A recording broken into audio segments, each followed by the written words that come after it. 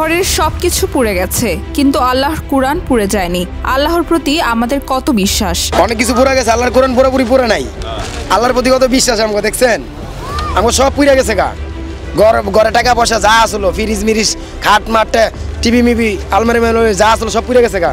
দেন আল্লাহর কুরআন ঠিক মতো পুড়ে নাই। এমনকি আগুনে মেয়েকে বাঁচাতে গিয়ে মা মেয়ে দুজনেই জ্বলে পুড়ে গেছে, কিন্তু অক্ষত রয়ে গেছে পবিত্র কোরআন শরীফ। এভাবেই কথাগুলো বলছেন রাজধানীর কারওয়ান বাজারের মোল্লাবাড়ি বস্তিতে আগুনের ঘটনায় ক্ষতিগ্রস্ত হওয়া ব্যক্তি। যখন আগুন লাগছে তার ওরা করে মা বাইরে গেছে গা। বাইরে যাওয়ার পরে বাচ্চার কথা মনে পড়ছে। বাচ্চার কথা মনে পড়ে এই আগুনের ভিতরে মা দৌড়ে যায় বাচ্চারা বাঁচাতে যায়। মাও জ্বলে গেছে, বাচ্চাও জ্বলে গেছে, একই পরিবারের দুইজন। ভাই হবে কি করবো, সব আল্লাহ নীলা খেলা, সব হইলে আল্লাহ নীলা খেলা। দেন এই যে সব পুড়ে গেছে, আমাকে কোরআন শরীফ পুরে নেই।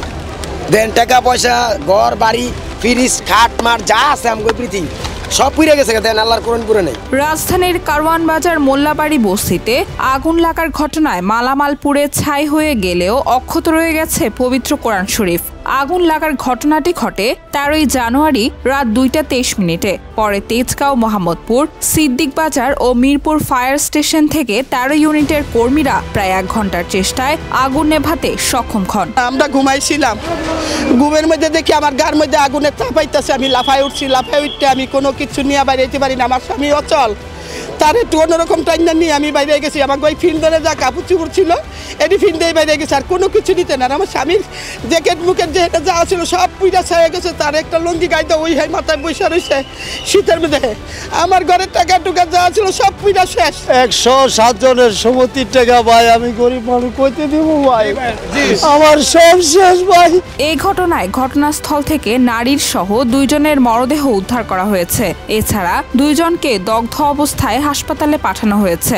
শুক্রবার দিবাগত রাত 3:30টার দিকে তাদের দগ্ধ অবস্থায় শেখ হাসিনা জাতীয় বার্ন ও প্লাস্টিক সার্জারি ইনস্টিটিউটে নিয়ে আসা হয়। ওই বস্তিতে প্রায় 300 ঘরের অধিকাংশই পুড়ে গেছে। আগুন লাগার কারণ সম্পর্কে এখনই কিছু বলা যাচ্ছে না বলে জানিয়েছেন ফায়ার সার্ভিস হেড অফিসের ডিউটি অফিসার এরশাদ হোসেন। ভাই রাত্রে ঘুমের তুইটা দিয়ে আগুন আর আগুন, কি হয়েছে আমরা তো আর বুঝতে পারি নাই, বুঝছেন। ঘরের তো একটা জিনিসও বাই করতে নাই, একটা লঙ্গি যে বাই করে নিয়ে যাবো এই সিস্টেমও নাই।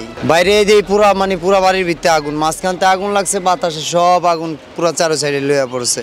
ঘরে টাকা পয়সা আসিল, মাল সাবানা আসিল, কিছু বাই করতে পারি নাই। খালি ধারণা তো হইতাছে আগুন লাগাই দিছে, এমনি না লাগাই দিলে তো আর সহজে এত ঘরগুলো পুড়ে যেত না, বুঝছেন। আগুন লাগাই দিছে, না লাগাই দিলে কি আর সহজে এত তো তাড়াতাড়ি এত ঘর পুরার কোনো মানে ইয়া নাই। আমরা আরো 2-1 বার আগুন লাগছে এই জায়গায়, আমরাই নিভাইছি, আমরাই যায় নিজেরা মানে সবকিছু সতর্ক হয়ে মানে লিভাই লাইছি। কিন্তু এইবার ঘুমের তুইটা আর লিবানের কোনো ক্ষমতা ছিল না আর কি, বুঝছেন। মানে নিজে যে বাঁচমু এই ক্ষমতাটাও নাই।